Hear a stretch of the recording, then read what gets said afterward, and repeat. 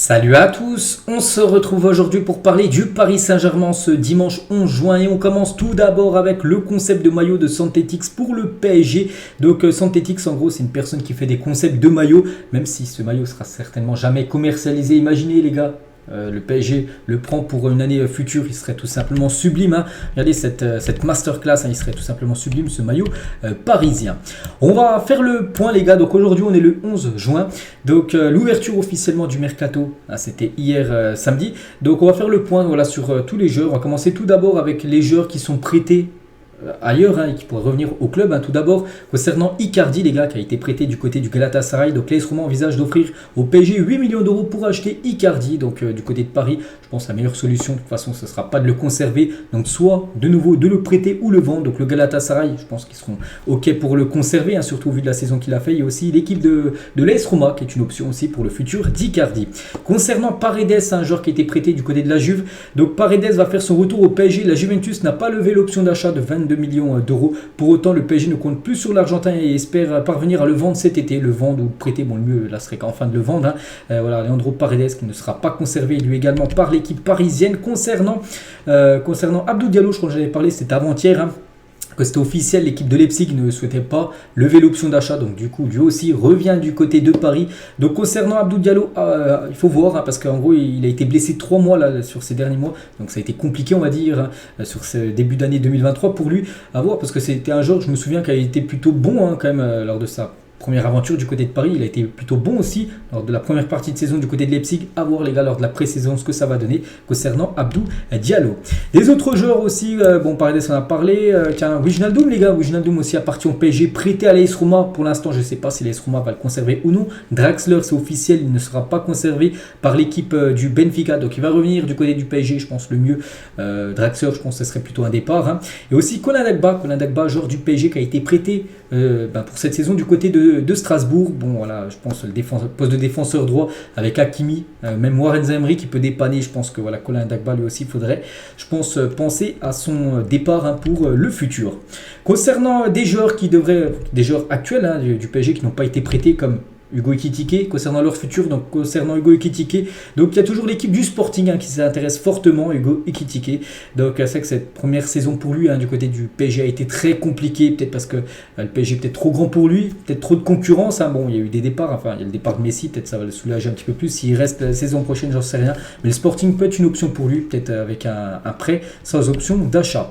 Concernant Marco Verratti, donc il semble que Marco Verratti ait l'intention de rester au PSG, parce qu'on a entendu quand même pas mal de rumeurs concernant un départ.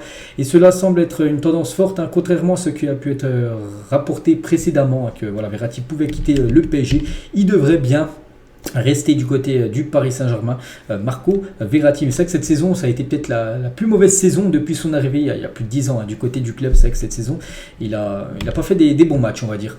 Le PSG, concernant les joueurs qui vont arriver au club, là, pour l'instant, c'est pas encore officiel, mais Asensio, les gars, bien sûr, depuis lundi dernier, il a passé sa visite médicale. Le PSG a convaincu Asensio en lui assurant qu'il serait une pièce maîtresse du projet, c'est-à-dire que le PSG, en gros, lui a garanti du temps de jeu. Bon, je sais pas après s'il en aura vraiment beaucoup la saison prochaine, on verra.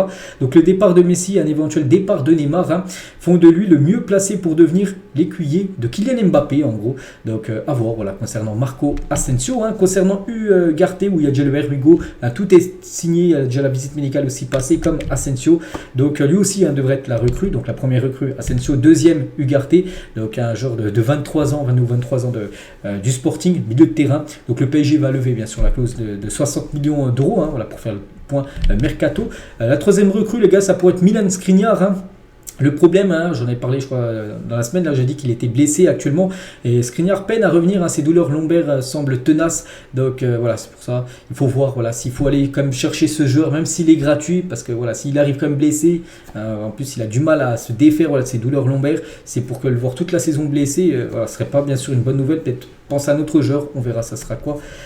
Ce que va décider la direction. Concernant Lucas Hernandez aussi, qu'on a beaucoup parlé ces derniers temps, donc les dirigeants du Bayern se sont réunis avec le joueur allemand pour savoir ce qu'il veut faire. Donc une décision concernant l'avenir du joueur français est maintenant sur le point d'être prise. C'est soit il prolonge du côté du Bayern Munich, il a un contrat jusqu'en 2024, l'année prochaine, ou soit s'il ne veut pas prolonger, il quittera l'équipe du Bayern. Peut-être qu'il pourra arriver du côté du PSG, parce que le Bayern, c'est hors de question pour eux de le perdre libre l'année prochaine. Il avait acheté plus de 80 millions d'euros à l'Atlético l'Atlético il y a quelques années. Donc c'est pour ça que Lucas Hernandez, faut déjà voir ce qu'il veut lui, ce qu'il veut. Et c'est vrai que s'il ne prolonge pas, il y a de fortes chances qu'il vienne du côté de Paris. Concernant Gundogan, qui a joué la finale de la LDC hier soir, donc il fait partie des milieux de terrain ciblés par le PSG, hein, j'en avais parlé là en milieu de semaine, donc la priorité de l'Allemand est plutôt Barcelone quand même, hein, et par défaut il préférait prolonger à City. C'est que le PSG c'est compliqué après, compliqué mais pas impossible, donc voilà, concernant la situation de Gundogan, après bien sûr ce serait un immense joueur s'il venait à signer du côté du PSG, surtout qu'il est libre, il arriverait gratuitement, et au vu du talent du joueur, hein, ce serait une excellente nouvelle. Concernant Marcus Thuram aussi, qu'on parle depuis pas mal de temps, donc le PSG est en discussion avancée avec l'entourage de Marcus Thuram, l'intérêt réciproque entre les deux parties. Le PSG est OK, le joueur est OK pour arriver du côté de Paris.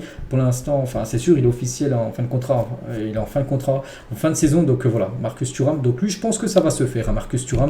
Concernant Gundogan, c'est très compliqué. Lui, Thuram, je pense qu'il va venir. Concernant Xavi Simons, les gars, le PSG manque beaucoup à Xavi Simons, hein. Le PSG est prêt à payer la clause de 12 millions d'euros pour le faire revenir du côté du Paris Saint-Germain. On avait parlé aussi cette semaine, vu qu'on fait le point, on va revenir sur tous les dossiers. Donc voilà, concernant Xavi Simons, s'il veut vraiment revenir, je pense que le PSG doit aller le chercher, surtout pour 12 millions d'euros, hein, la saison qu'il vient de faire. Je pense qu'il coûtera encore plus cher, mais voilà, le PSG a mis une clause dans son quand il avait quitté le club pour aller au PSV. Donc je pense que oui, Paris doit le faire revenir. Concernant Kolo Muani, parce que Paris cherche un numéro 9, et Kolo Muani, les gars, il a été interviewé par rapport au PSG, il a dit c'est flatteur que le PSG soit derrière toi en gros, comme tous les autres grands clubs, mais ce n'est pas parce que tu viens de la région parisienne ou que tu as grandi que tu dois automatiquement jouer au Paris Saint-Germain. Après lui, il a plutôt un rêve, hein, ce serait d'aller du côté de la première ligue. Kolo Muani, on verra. Concernant Victor Osimhen et Bernardo Silva, un figure en haut, hein, de la shortlist et des signatures, faire les deux, les gars, serait deux coups formidables, hein, bien sûr, hein, aussi c'est des joueurs bien sûr ciblés du côté de Paris. Donc concernant tous les joueurs, les gars, que j'ai dit là, tous les joueurs qui pourraient arriver, ils viendront pas tous, hein. Bon, il y en a qui sont sûrs, lui c'est sûr, lui c'est sûr, lui c'est quasiment sûr, lui il y a moyen, il faut voir, lui c'est quasiment impossible. Bon, c'est très compliqué, lui je pense que ça va se faire, lui il faut voir, lui je pense que c'est cuit, et les deux là, je pense, les deux ça va être chaud, peut-être un sur les deux, il y a moyen, donc voilà, hein, le point mercato. Concernant Neymar, les gars, donc, actuellement sur la liste des transferts, et son départ du PSG pose des difficultés en raison de son salaire, hein. Certains clubs anglais ont manifesté un intérêt pour lui. Un éventuel départ de Neymar permettrait au PSG d'avoir une marge de manœuvre financière plus importante, bien sûr, hein, s'il venait à quitter l'équipe de Paris, hein. Une petite photo de Neymar, les gars, qui est actuellement en vacances, hein, il est actuellement du côté des États-Unis, hein, pour les NBA, on va dire, les NBA Finals. Alors, on va parler de Mbappé, les gars. Donc Mbappé actuellement, c'est le 10e joueur le plus cher au monde, hein. Donc on retrouve avec 163 millions d'euros. Il coûte actuellement Kylian Mbappé. Le premier c'est Erling Haaland, hein, qui coûte quasiment 80 millions plus cher, hein, que Mbappé. On retrouve aussi 3 autres Parisiens dans le top 100. Donc Donnarumma 75 millions, il coûterait actuellement. Vitinha 60 millions et Hakimi 53 millions d'euros.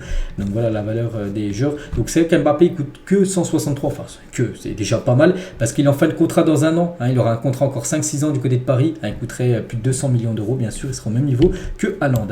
Concernant le point mercato coach, les gars, donc le PSG toujours sur Nagelsmann, voilà, ça devrait être lui, hein, qui devrait être le futur coach du PSG. Et Thierry Henry, les gars, peut être aussi son adjoint. On a parlé aussi ces derniers temps que ça peut faire Nagelsmann entraîneur 1 et Thierry Henry l'adjoint, on verra. Concernant Zoumana Camara, coach de U19 du PSG, explique sa relation inexistante avec Christophe Galtier, hein, l'entraîneur du PSG cette saison.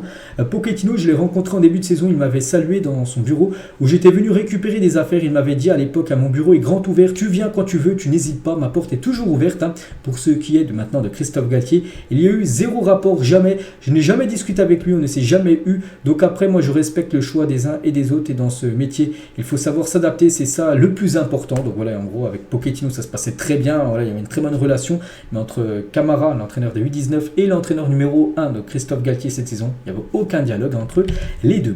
Et on finit, les gars, sa dernière info avec Serge Aurier qui s'est exprimé sur les différences de traitement de Laurent Blanc lui réservé avec les joueurs sud-américains en période de trêve internationale lorsqu'il évoluait au PSG. Il a dit: je prends mon avion comme tout le monde quand je vais jouer en Afrique, arrivé là-bas, je fais 6 heures d'avion, je joue en déplacement dans des terrains pas possibles, je reviens, les mecs qui sont allés jouer en Amérique Amérique du Sud sont arrivés en même temps, le même jour. Moi, je me repose pas. En gros, lui, il jouait directement avec le PSG, alors que les Sud-Américains, eux, ils avaient des jours de repos. Et bien sûr, ça, ils comprenaient pas. Et quand je pose la question à Paris, hein, on me dit c'est comme ça. Il y a plein d'injustices comme ça du côté du PSG, parce qu'il a été interviewé par rapport à ça dans sa période à l'époque, hein, du côté de Paris quand il évoluait au PSG. Serge Aurier, on finit bien sûr sur Serge Aurier. Donc voilà les gars, ce qu'il y a à dire aujourd'hui. On a beaucoup fait le point mercato ce 11 juin. On se retrouve bien sûr demain pour le prochain numéro. Bonne journée à vous et demain.